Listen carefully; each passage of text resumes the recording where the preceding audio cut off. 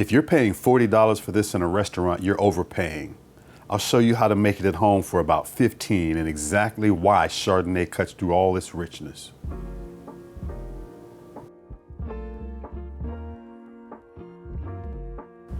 What's up everybody, Chef Glenn B and I'm back in the kitchen, and today I'm working on seared scallops and creamy risotto.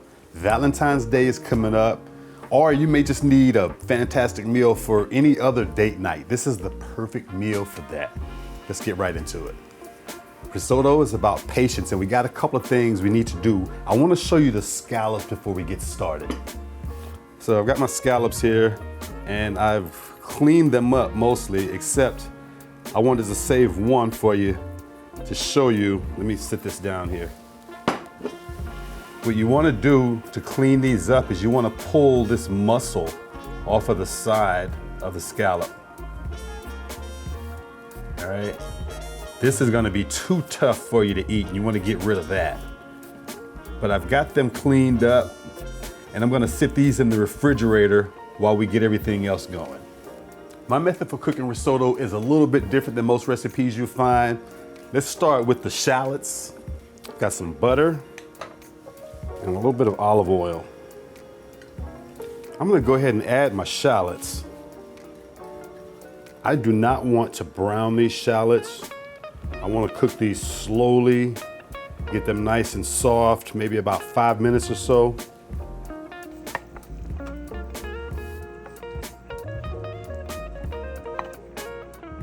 Next, I'm gonna toast my arborio. I've got a dry pan here. I've got the heat on low, and we're gonna toast this nice and slow, about 10 minutes or so. So we're gonna toast these slowly. We wanna be gentle with them. We don't wanna break the kernels. We don't wanna do anything too violent in the pan, all right?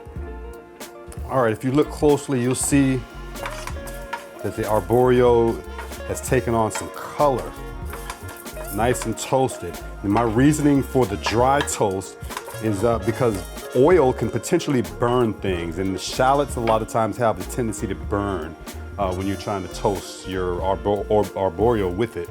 I've got some wine here, and I'm gonna add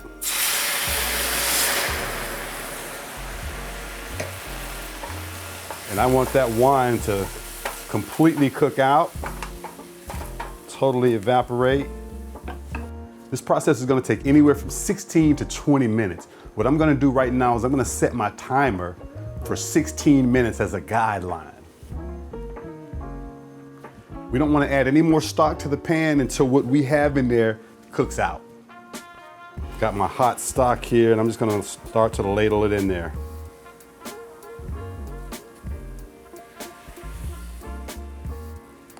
What I want to do is I want to make sure that I keep the arborio covered.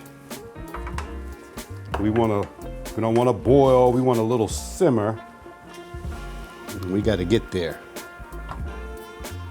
All right, so this is the point where I'm going to go ahead and add my shallots to the risotto.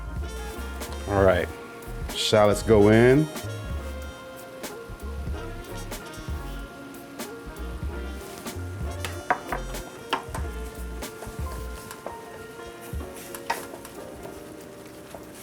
I've got some saffron here that I'm gonna add to my risotto, but what I need to do is I need to steep it a little bit. I'm gonna add some of this hot stock to the saffron.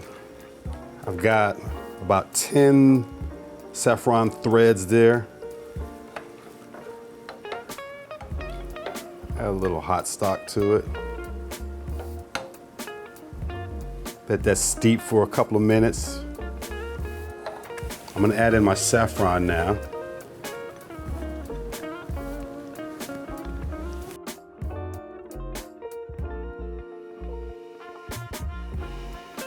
Let's cook the scallops.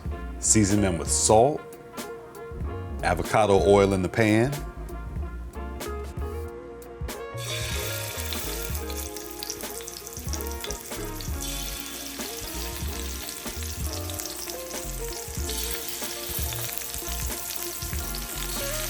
I forgot to season the scallops with black pepper.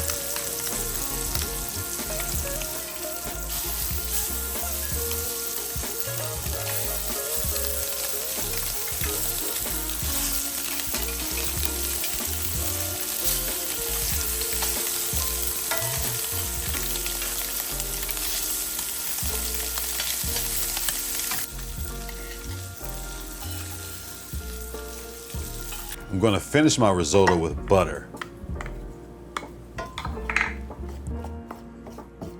lemon zest, and Parmigiano Reggiano.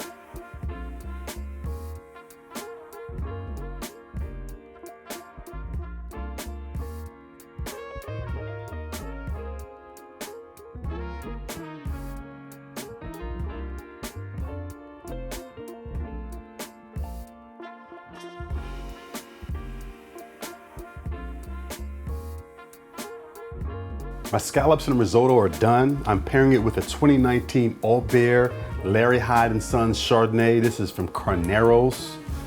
Get a little bit of this in the glass.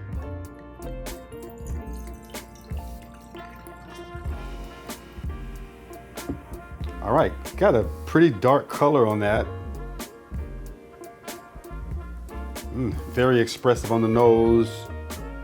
I'm getting orchard fruit. Getting some apple. Also some floral notes. Really inviting on the nose. Let's give it a taste. Wow. Medium body plus on the palate, and the first thing I get on the palate is honey. I mean, wow. Wow, I've never had such a prominent honey thing going on the palate. That's a wow. It's that striking. The honey is just that noticeable initially. So let me get past the honey.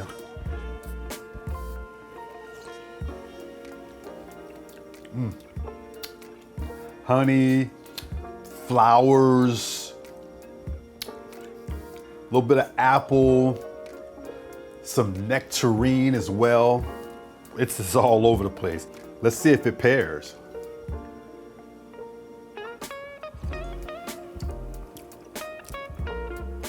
Wow. All right, so obviously this is a rich dish. This wine has enough body and structure to stand up to the richness of the dish, while at the same time, the acidity in the wine resets your palate after every bite. This is really good, but I gotta double check.